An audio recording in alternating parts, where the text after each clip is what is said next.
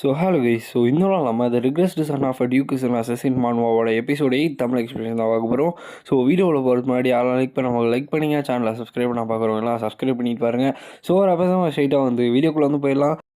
அவ்வளோதான், இன்னொரு 2 வீடியோ வரும். இதுக்கப்புறம் இந்த மான்வா வந்து முடிஞ்சு, ஏன்னா ஆன்கோயிங்ன்றதுனால அவ்வளோதான் வந்து ரிலீஸ் பண்ணிருக்காங்க. ரிலீஸ் ஆனதுக்கப்புறமா ஒரு பல்காக வந்து போட்டுருவோம். அப்போ வந்து பார்த்திங்கன்னா நம்ம ஹீரோவோட காட்டு வந்து போயிட்டுருக்கு. அப்போ எம்எல்ஏ வந்து கேட்குறாங்க, நான் உண்மையாகவே வந்து பயங்கரமாக டிசப்பாயிண்ட் ஆகிட்டேன் யங் மாஸ்டர் அப்படின்னு மாதிரி சொல்கிறாங்க. அப்போ நம்ம ஹீரோ வந்து சொல்கிறான், இல்லை என்னோடய ஃபால்ட் கிடையாது இது. என்னால் வந்து நைட் எஸ்கட் மட்டும் தான் வந்து கூப்பிட்டு போக முடியும் அப்படின்னு மாதிரி சொல்கிறான். ஏன்னா அகாடமிக் கூப்பிட்டு போக சொல்லி எம்எல்ஏ வந்து கத்திட்டு இருப்பாங்க. ஆனால் வந்து நம்ம ஹீரோ வந்து விட்டு போயிடுவான்.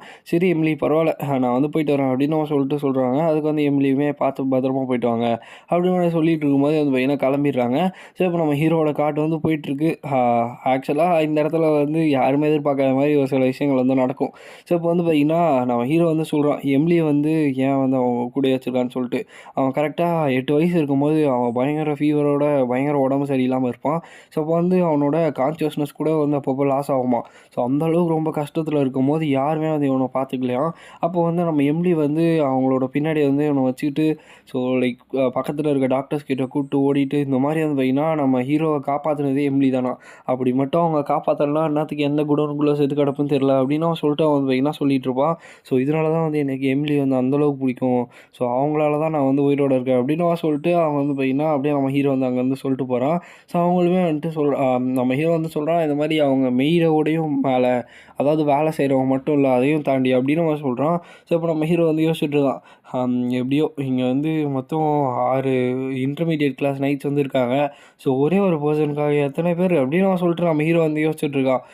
ரொம்பவுமே பார்க்க ஏதோ தப்பாக இருக்குது, என்னால் சீக்கிரமாக அகாடமிக்குள்ளே போக முடியும்னு எனக்கு வந்து தோணலையே அப்படின்னு நான் சொல்லி பார்த்துட்ருக்கான். டக்குன்னு காட்டு வந்து ஒரு இடத்துல போய் நிற்குது. யங் மாஸ்டர், நம்ம இந்த இடத்துலையே வந்து பார்த்திங்கன்னா இன்றைக்கி ராத்திரி வந்து தங்கணும்னு நினைக்கிறேன் அப்படின்னு அவர் சொல்லும்போது, ஏன் என்னாச்சு வந்துட்டோமா அப்படின்ற மாதிரி கேட்கும்போது, அதுக்கு வந்து நம்ம ப்ராபப்ளி ஒரு நாளைக்கு காலைல வந்து போயிடும்னு நினைக்கிறேன் அப்படின்னு அவர் சொல்லிகிட்டு இருக்கும்போதே ஒரு மாதிரி சிரிக்க ஆரம்பிச்சிடுறானுங்க. அப்போ நம்ம ஹீரோ வந்து டக்குன்னு ஒரு மாதிரி பார்க்குறான். இவனுங்க சிரிக்கிறானுங்க அப்படின்னு அவன் சொல்லிட்டு பார்க்குறான். அப்போ எனக்கு வந்து ஒரு கொஸ்டின் இருந்துச்சு அப்படின்னு அவன் சொல்லி அவன் வந்து பார்த்துட்டு இருக்கும்போது, உங்களுக்கு நம்ம எங்கே போகிறோன்னு வந்து தெரிய வேண்டாம்னு நினைக்கிறேன், ஏன்னா நீங்கள் சாவ தான் போகிறீங்க அப்படின்னு அவன் சொல்லிட்டு அந்த நைட்ஸ்லாம் வந்து பார்த்திங்கன்னா நம்ம ஹீரோவை கொல்ல வராங்க.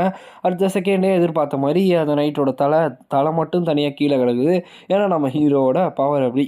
ஒரே செகண்டில் வந்து பார்த்திங்கன்னா அந்த ஆளோட தலையை வெட்டி போடுறான். மீதி இருக்க 5 நைட்ஸே வந்து பார்த்திங்கன்னா 5 நைட்ஸில் ஒரு 4 நைட்டு வந்து பார்த்திங்கன்னா அப்படியே பீஸாக வந்து வெட்ட ஆரம்பிச்சிடுறான். அதை பார்த்துட்டே வந்து பார்த்திங்கன்னா ஒருத்தவனுக்கு வந்து பயம் அந்தளவுக்கு இதுவாகுது.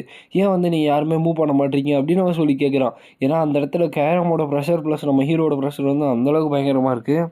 எனிவேஸ் எப்படியும் வந்து பார்த்திங்கன்னா நம்ம ஹீரோ வந்து எல்லாரையும் வந்து கொண்டிருப்பான். பட் ஒருத்த மட்டும் மிச்சம் இருப்பான். அப்போ வந்து அவன் வந்து பார்த்துட்ருக்கான், இது உண்மையாகவே ஒரு 11 வயசு பையன் தான் பண்ணிகிட்ருக்கானா அப்படின்னு அவன் சொல்லிட்டு வந்து பார்த்திங்கன்னா பார்த்துட்ருக்கான்.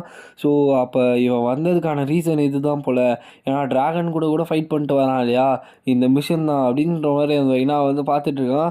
என்னை வந்து விட்டுருங்க, என்னை வந்து கொன்றாதீங்கன்ற மாதிரி சொல்லிட்டு அவன் மட்டும் வந்து பார்த்திங்கன்னா கத்திகிட்ருக்கான். அப்போ எல்லாத்தையும் எனக்கு வந்து சொல்லு, யார் இது பண்ணா அப்படின்னு அவர் கேட்கும்போது, மிஸ் மேக்னெட் தான் இதுக்கு பின்னாடி இருக்காங்க அப்படின்னு அவர் சொல்கிறாங்க.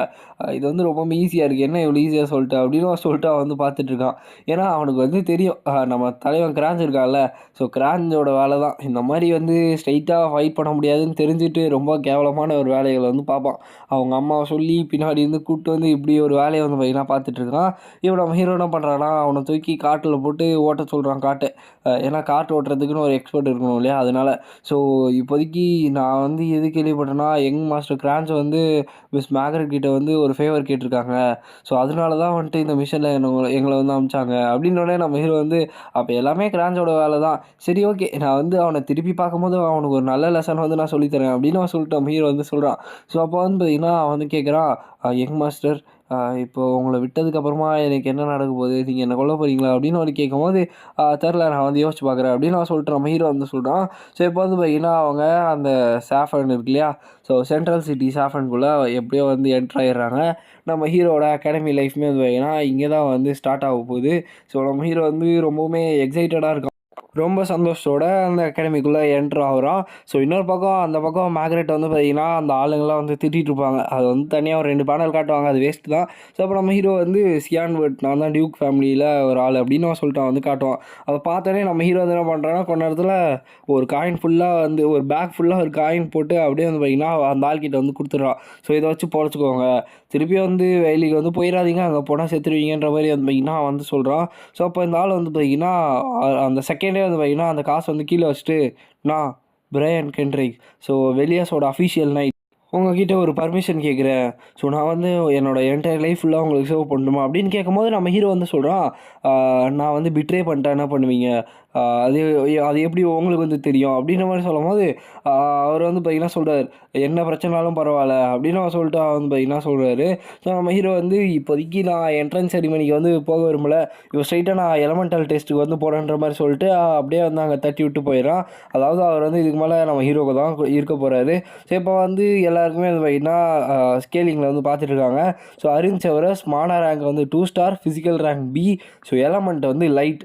ஸோ இதில் பர்சன்டேஜ் ரொம்ப ரொம்ப முக்கியம். ஸோ இவங்களோட பர்சன்டேஜ் வந்து லைட்டில் 52%. ஸோ அடுத்து வந்து ஒருத்தவரா ஸோ இவனோட பேர் செத் செஹக்ரன்.